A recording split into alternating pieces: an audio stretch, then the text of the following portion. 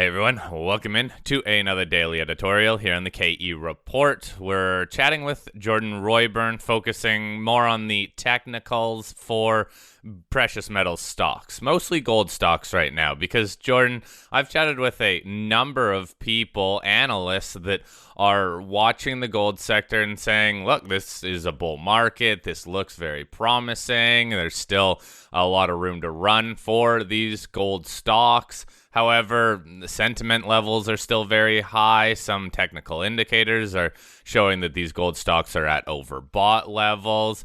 And the fact of the matter is the gold stocks have moved up very nicely over the last about 3 weeks.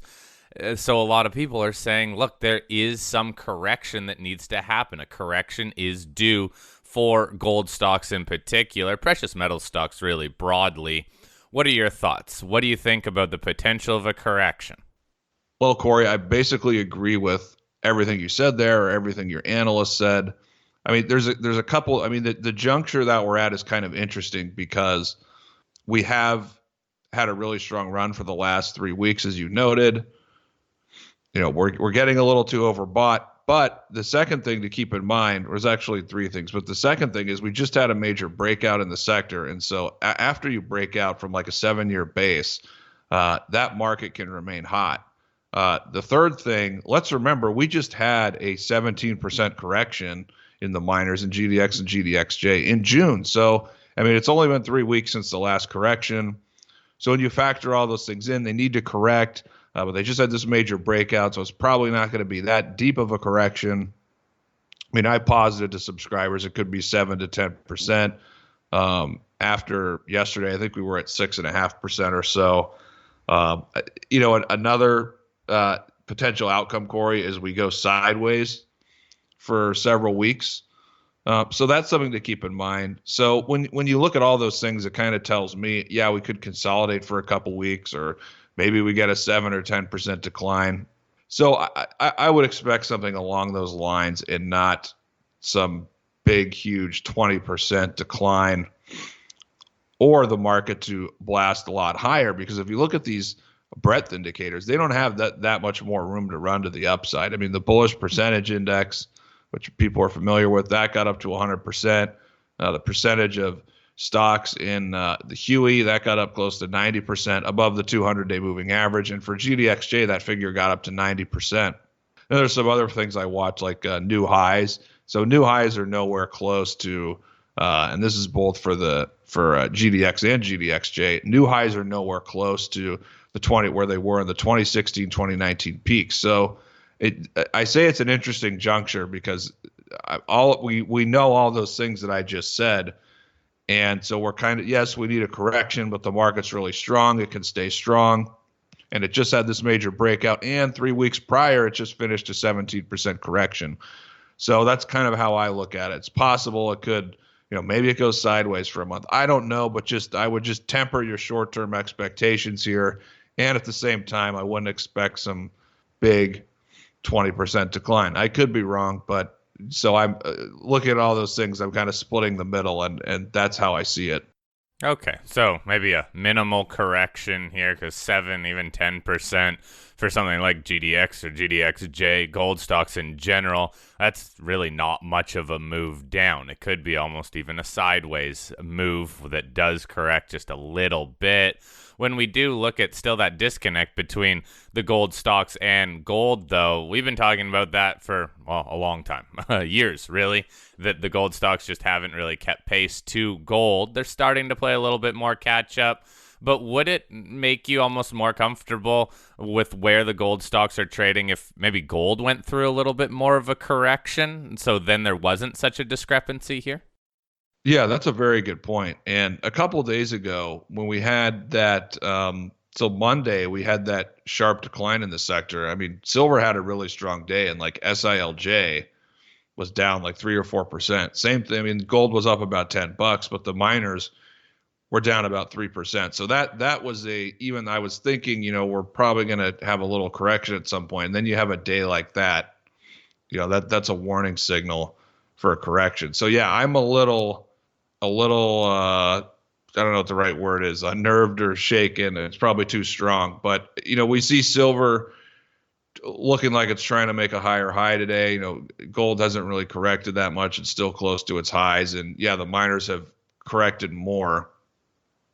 Well, I mean, they've recovered, but that being said, Corey, I would like to see, given the slight weakness in the miners, I would like to see more underperformance in the metals because, one scenario is you get silver going up to 21 and then gold going up to 1900 where they do peak and perhaps have a more significant correction than what we're talking about here and now. But if they make those upside advances to those major resistance levels, but then the miners don't really gain that much, like they don't make a new high or they just kind of barely get to the highs from last week, that would be a more bearish signal. So that's my fear when we kind of have this setup is I fear the metals breaking to a new high and then the miners not following, silver stocks included. So that's kind of the fear. So I think one thing to note here is that for the past about 5.5 weeks, we have had something like GDXJ moving higher. If GDX or GDXJ closes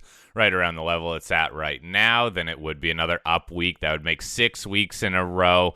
That is a bit of an extended rally. Plus, the last 5.5 weeks have been on generally declining volume. I know that you don't follow volume that closely, but to me it is showing that either investors are just holding their positions and riding this out higher, or quite frankly, they're tired of the sector right now and just knowing that, hey, it is a bull market, so just hold your positions.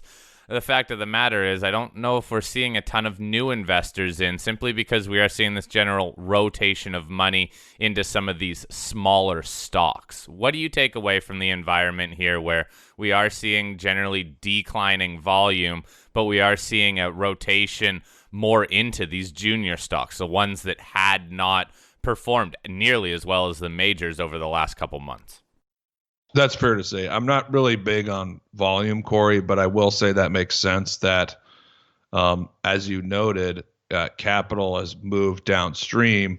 And at least initially, we had huge volume going into the seniors, especially March and early April. And yeah, that's tapered off, and that's coincided with capital flowing downstream, first into GDXJ type companies, which is larger juniors or even mid-tiers. And then right now we're getting even lower than that. I mean, the CDNX, the TSX Venture, that's been on fire recently. So I think that's how to look at it. But overall, I'm not really concerned with the volume dynamics right now. Where do you find you're focusing then in some of your investments, or at least the stocks that you're watching? Is it still in some of these smaller companies, or are you starting to look at some of the bigger miners, even some of the mid-tiers? It's an excellent question. I'm looking at things that have some catalysts that have not moved. But honestly, if we're looking for value in new ideas, it's probably going to be in the smallest players because everything has moved so much. So, I'm hoping that, we get a little more correction here. Maybe we go sideways for a month, that would bring about buying or accumulation opportunities in the things that have done really well. In this strong trend that we're in, and given the measured upside targets that the miners, GDX and GDXJ, could go to over the next 6 to 12 months, I still think it's a good idea to buy the best juniors when they're 15 to 20% off. So that's one thing I'm writing about in my service. I'm also looking for things that I've missed, things that might correct 20% or maybe a little bit more, so you get a better entry point. But, also, Corey, as we've talked about before, and I mentioned capital flowing downstream, the smallest players, those, if you can find the best of breed in those that, maybe they have a small resource or they don't have a resource yet, but they have good potential to outline like a 2 or 3 million ounce deposit. I think that's something that could, you could really make multiples of your money there. I was thinking about it last night, and I think at this point, because if we look over the last couple months, and as we've talked about, a lot of juniors have already moved. which is great. But if we're looking at from this point forward, where the biggest winner is going to be. Now, you're obviously probably going to have to take more risk than you would have several months ago. And I think it's if you can find the juniors that are, really small and they can go from basically having zero resource to 3 million ounces. I think that kind of situation, that's where, if from this point forward, that's where you can, make 10 times or even 20 times your money. Same thing as if you look at a producer and maybe they can go from zero production to at some point in the next couple of years, 100,000 ounces or 150,000 ounces. If they're able to fund that the right way, that can be a 10 bagger or even more. So I think those opportunities are going to be very difficult to find. But if you're starting from this point and you still want to earn, 10 times your money, those are the type of things that you're going to have to look for. Now, if you want to buy juniors that they've already proven something or they've trended really well the last couple of months, look to buy those at 15 to 20% off. And if you can get those at that kind of a price, you still have a chance to 3x your money, maybe 4x your money if you get into the right company. And most likely they're a bit more cashed up or a bit better cash position after this financing window that I think we're still kind of at the tail end of here. So, hey, look to Catalyst. I agree with you. Make sure that you understand the story, the plans of the company, and make sure that they have some catalysts coming in the near term that could drive their stock higher because, hey, good drill results have been consistently what helps drive stocks higher, and even sometimes some of the economic studies, a PEA or even an updated resource, if it does provide that kind of boost that almost surprises the market. We've seen a couple of those in the last few weeks to few months now. Jordan, thanks for your time today. I will post a link to your website below. I hope you have a good rest of your week there, buddy.